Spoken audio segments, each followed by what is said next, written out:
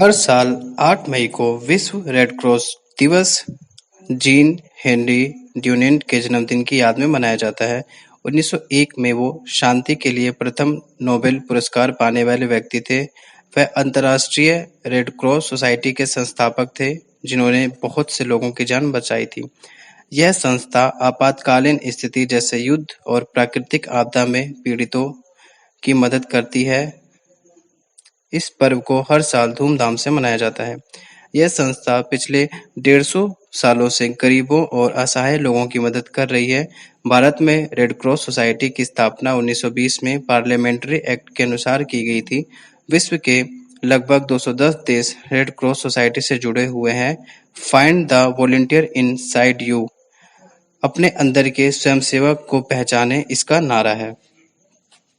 Henry Dunant ने 9 फरवरी 1863 को इस संस्था की स्थापना स्विट्जरलैंड के शहर जिनेवा में 5 लोगों की कमेटी बनाकर की थी।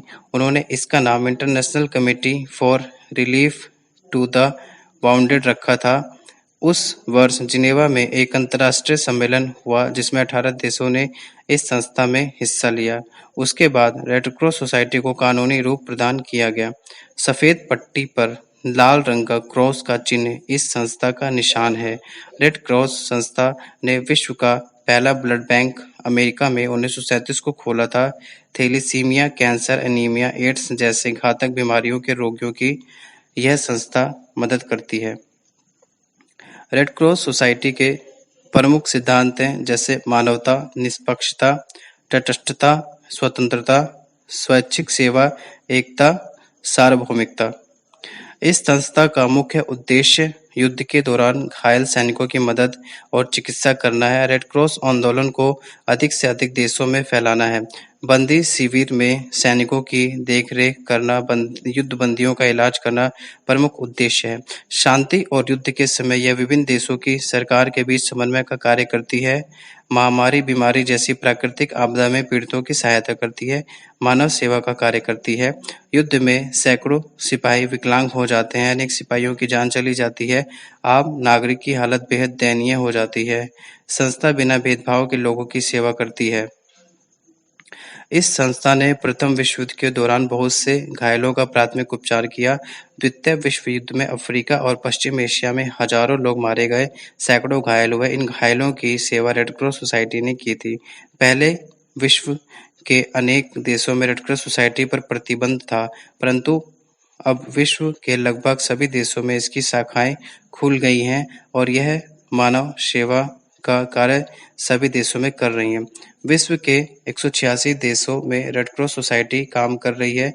यह रक्तदान शिविरों का आयोजन करती है, जगह-जगह ब्लड बैंकों की स्थापना करती है, रक्तदान जागरूकता अभियान भी चलाती है, जानलेवा बीमारियों जैसे कैंसर, एनीमिया, थैलेसीमिया के बचाव के तरीके लोगों को बताती है।